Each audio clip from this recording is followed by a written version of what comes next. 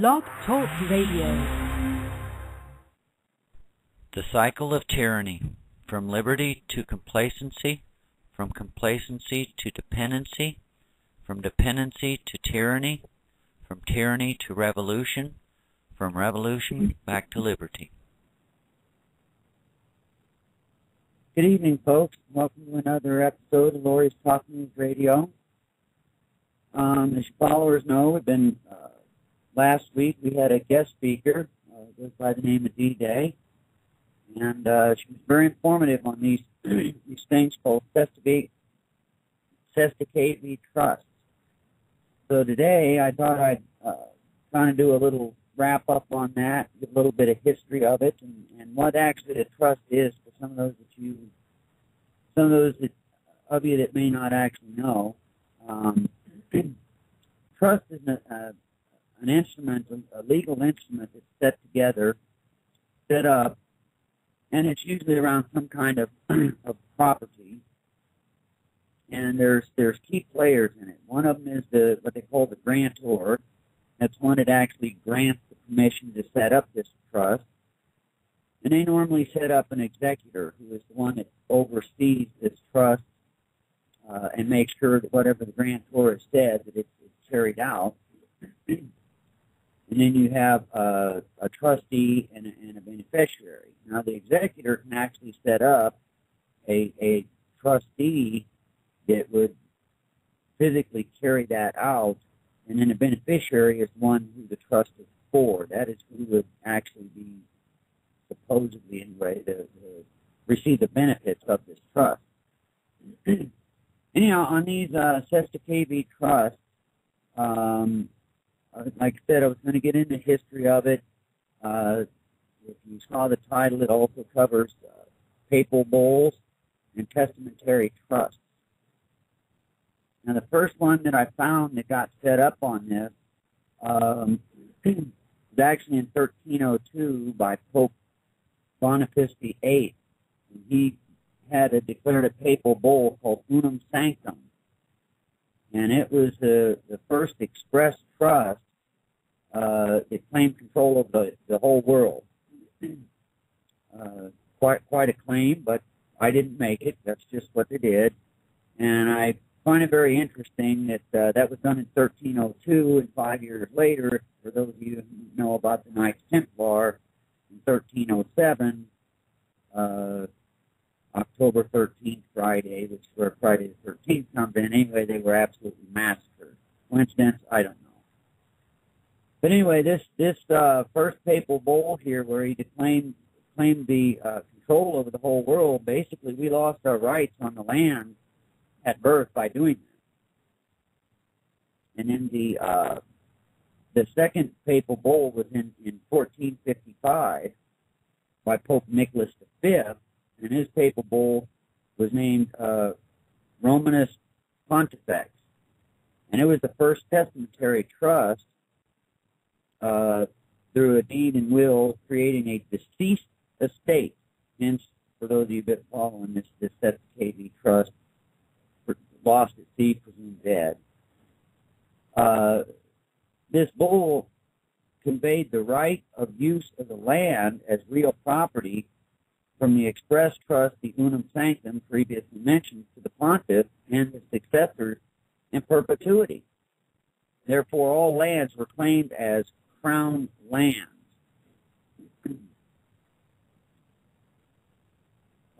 So with the sales of birth certificates and all that, we lost ownership, basically, of our flesh, of our bodies, and became slaves.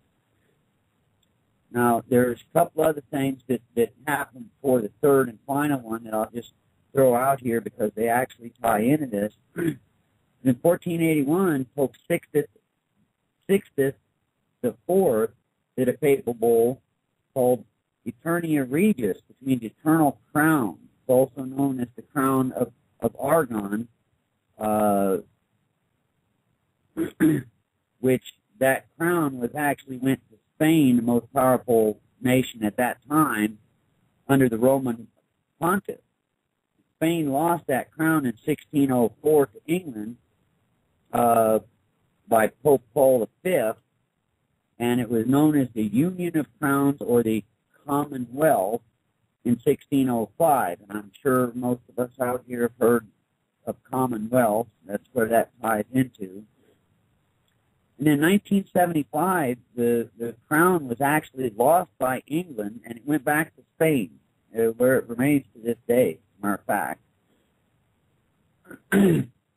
So in 1537, Pope Paul III made a papal bull called the Convocation, and it was also meant to open up the Council of Trent to fight back against the Reformation, the Protestant Reformation. This was the third and final testamentary deed and will of trust set up for claiming all lost souls lost to the sea. Now, it's interesting because the Cestui Trust, they presume you lost at sea, S-E-A, and if you go on the Vatican's, their official website, you'll find that they're called the Holy See, S-E-E, a little play on words there. This was the last of the three of them in this particular area that I'm covering this evening. And the souls were lost ostensibly through baptism. And therefore you're a soulless creation, and so you're no more than a piece of cargo on a ship. And this is how and why all these laws come up and treat us as though we're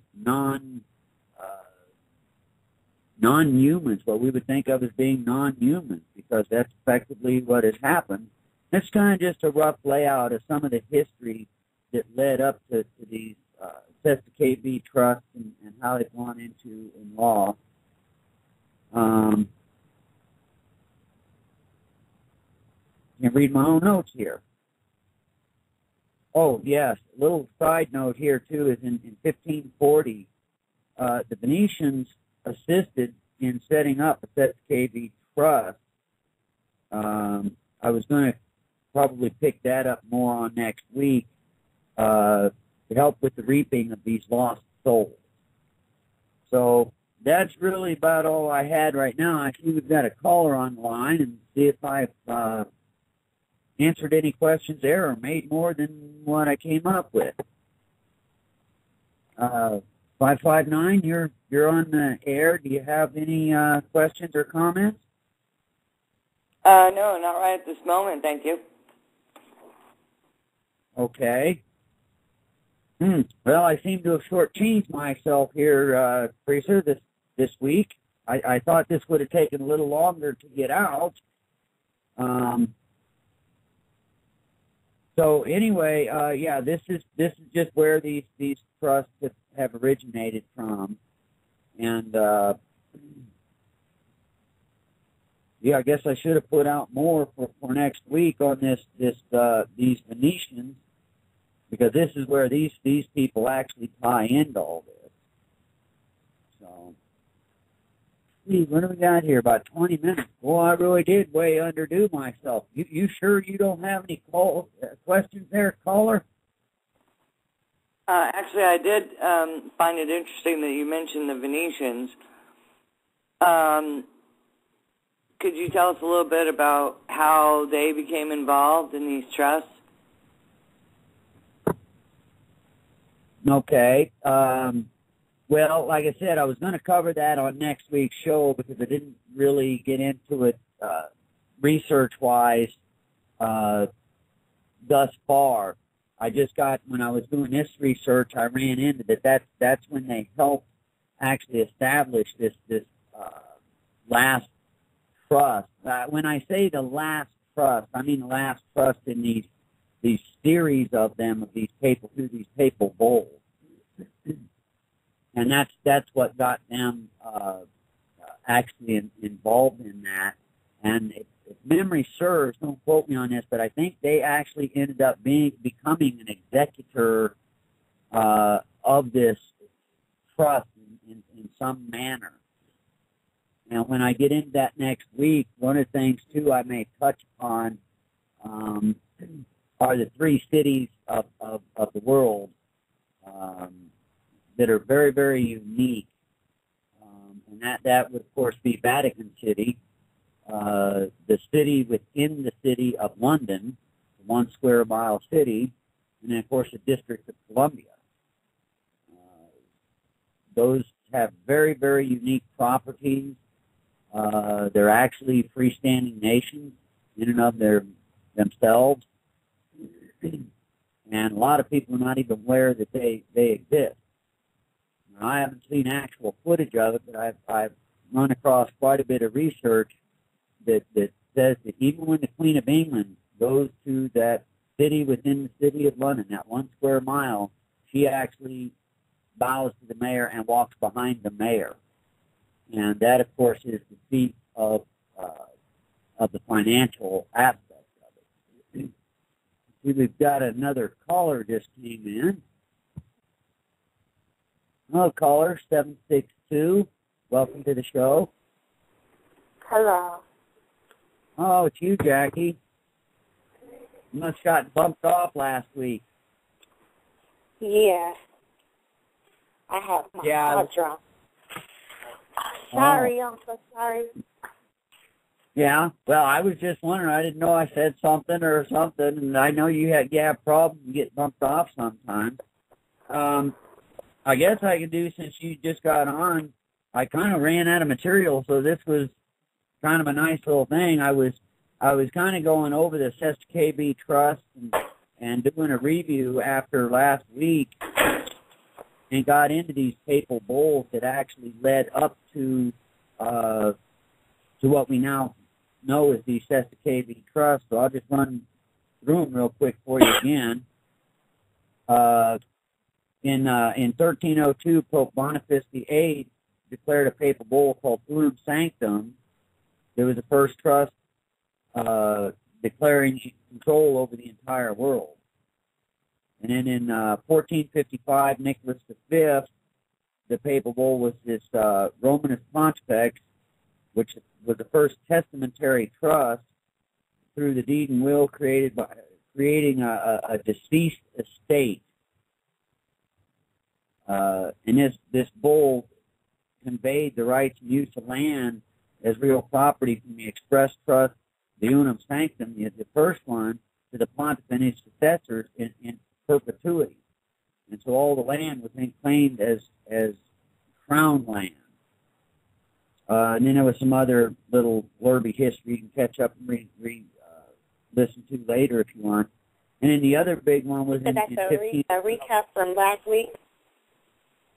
Well, I just was trying to where these Cestui trusts, how they really came into existence. I mean, we touched on it about how the French had used them and the sailors and all that kind of thing. But this was actually where they got their base, their foundation from Rome, through these papal bulls. Mm-hmm. Okay? Mm-hmm. So, sorry, what? I'm listening. Oh, okay. So in 1537, Pope Paul III did a papal bull called Convocation to open up the Council of Trent to fight against the Reformation, and this was the final testamentary deed and will trust set up proclaiming all souls as lost to the sea. And as I covered before you got on here, you know, the Holy See, the Vatican, is known as the Holy See, S-E-E, a little bit of play there on words. And then I brought up in 1540, Venetians assisted in the Cestui Trust to help with the reaping of lost souls. And then Teresa brought up, that kind of piqued her interest and wanted me to get into that more, but unfortunately I didn't really review that portion of it. I thought this would have lasted a little longer, so... But anyway, that right there, Jackie's, you know, so basically with these three bulls right now, we're kind of viewed no more as cargo on board of a ship. We don't have souls. I don't know how they work that out because that's supposed to actually happen at baptism. Well, not everybody's Catholic. I mean, back then, pretty much everybody was, or they were being killed, but not everybody's Catholic. So I guess we're just soulless anyway. So we're still just cargo, I suppose. I don't know. What do you think? Yeah, you know what? I was reading something earlier about the same stuff. I can't think of what led me to it, but it was talking about the birth and the war, the birth, the BERTH, and the doctor, and the delivery room, and all of that stuff. Trying to recall what actually brought me to it, because I was looking up some laws, and actually some amendments. I started off looking up the Federalist Papers, and I don't even know how I got to that. Yeah. Yeah, we brought this up once before, and I know that Jordan Maxwell does, he's got a little documentary. He actually had a younger guy do it. I can't remember his name now. I guess I need to find that out, put a link one of these times, where he went through the whole thing about how you come out through the birth canal, and so you're on the water, and then, like you said, you come to the dock, like a dock ship that's all land of the water, law of the water. Mm-hmm. And so you're there at you get your birth slip, as it were, your birth certificate, and you're delivered by the doctor, like you said, and it's just really interesting, and it almost sounds too bizarre. I remember now. I was looking at how our birth certificates traded on the New York Stock Exchange. Oh, did you find that? No, I didn't. I actually fell asleep. So maybe I'll have all that together next week. Okay, yeah, I ran across a YouTube video. This guy actually shows you how to go to, I think it's Fidelity, and he shows you how to actually put that in and put in your birth certificate number there. That's actually the exclusive number. And you can actually look. I was reading today that they closed that down. Well, that wouldn't surprise me, because people are starting to catch on to this stuff. It's just like videos. That's what it said too. Yeah, well, if you're scamming people and you want to keep the scam going, it doesn't make much sense to just let it out there for people to look this stuff up and confirm it. That's I've seen the same thing with videos disappearing and documents and all kinds of stuff like that. Mm-hmm.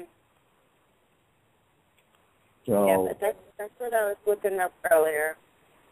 I came across the Organic Act again. I didn't go into that. I was more concerned about, sometimes we have to look into the stuff that we hear to see exactly how true it is. Right.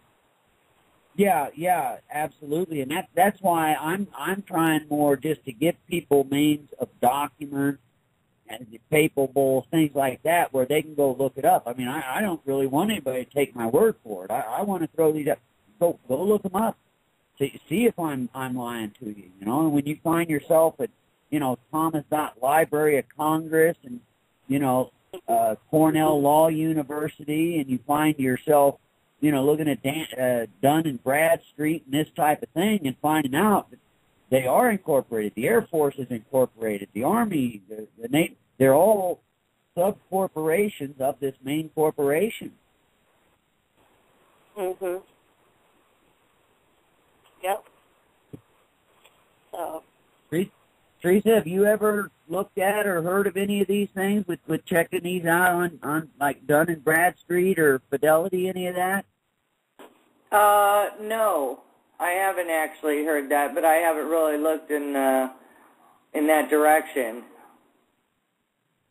Okay. Yeah, I don't remember what the last. I was amazed at some of the people looked up the value of their birth certificate. I don't know why. I may be wrong, but I'm thinking it was $6 million or something. I mean, it's a phenomenal amount of money that they figure, because I guess the way they figure it, it's based on your productivity for your entire life. So it's actually a pretty significant amount, and I think too why some people they're pulling the plug on stuff like this, because some people are going through, they're dissolving these Cestui trusts. They're saying, hey, wait a minute, I'm alive. They are making themselves the executor of them, and then they're dissolving them and they're collecting the money from them. It's a long-winded thing. I've looked into it, and there's a lot of steps you got to do in the right order and blah, blah, blah, and that's why I've not gone all that way. But there are people that apparently have done that type of thing.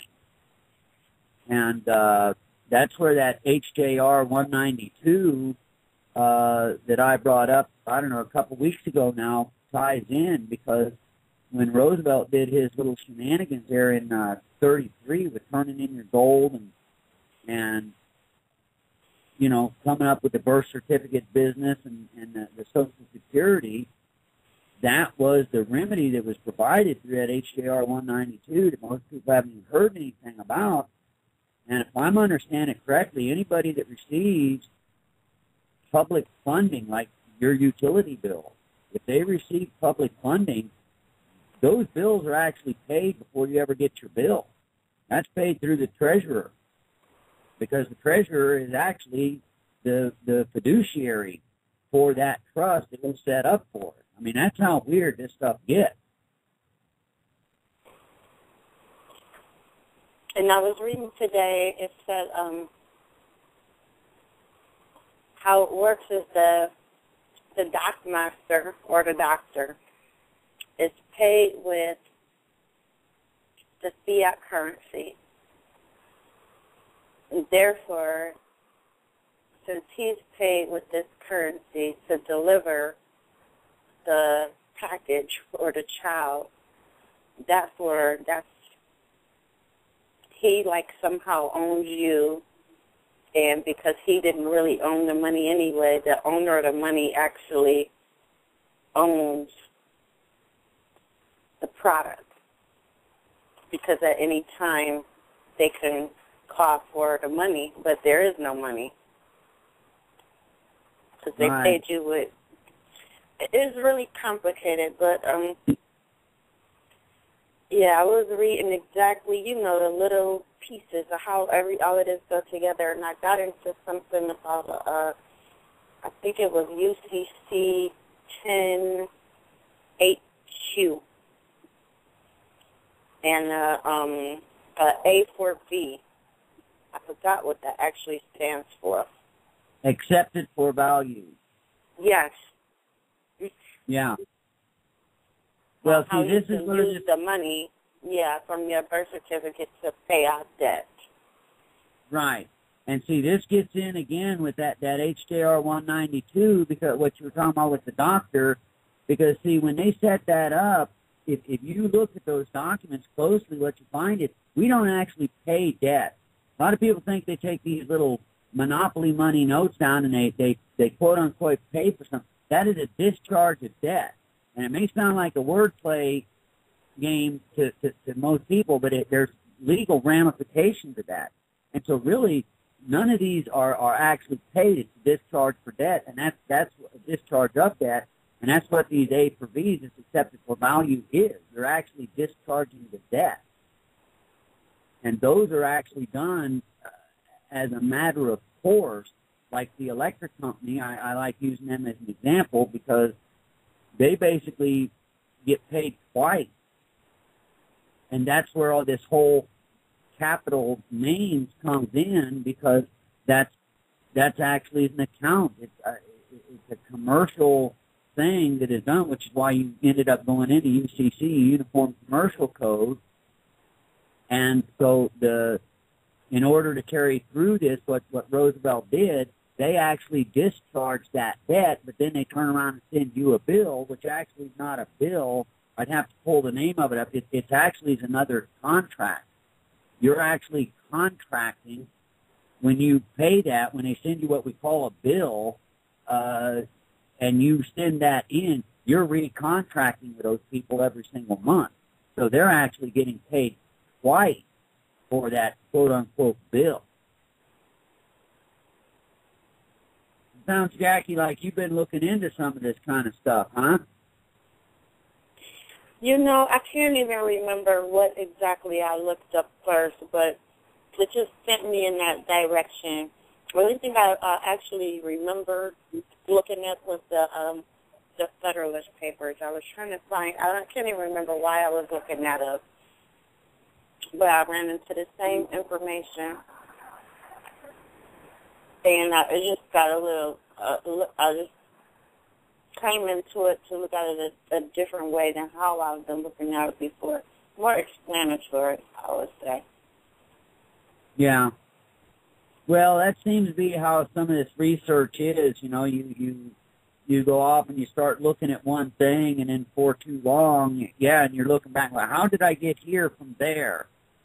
And it's just, sometimes they just lead, one thing leads to another. You know, you go to look up a word, and then you know, in that word, go, oh, wait, what's that mean? And then you're off and running, you know.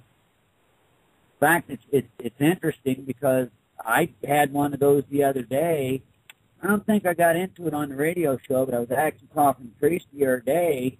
I was doing one of these little research things myself, and I was looking at it. You've heard how they say that cops are under no obligation to respond if you call them, you know, to protect you.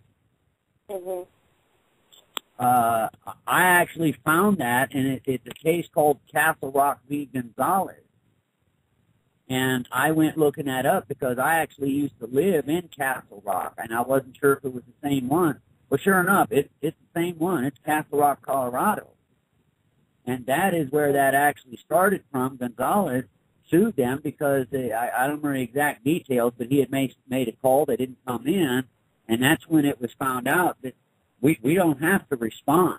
I mean, never mind, we hire you, we pay you, we arm you, we clothe you, provide you vehicles, but we don't have to respond if you're actually in trouble. And I think this is some of the things that people are starting to look at and going, hey, whoa, wait a minute. And that's why I'm kind of starting to try to look at these Cestui v. Trust, because you start going, how can they do this? Well, because you're dead. As far as they're concerned, you're dead. These laws are written around it, and since you're dead, you didn't stand up and say, hey, wait a minute, I'm alive. You haven't complained. So you're acquiescing. They just pass it because you acquiesced, because you didn't stand up as a live person and say, hey, wait a minute, you can't do that. Yeah.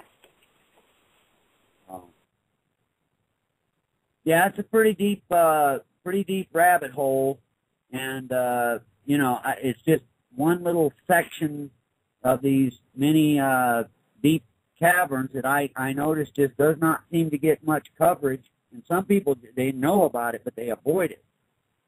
And so that's why I kind of decided to get on this subject and see if I couldn't throw a little light out, or at least, get some names and stuff of documents that people can go look at and do their own research.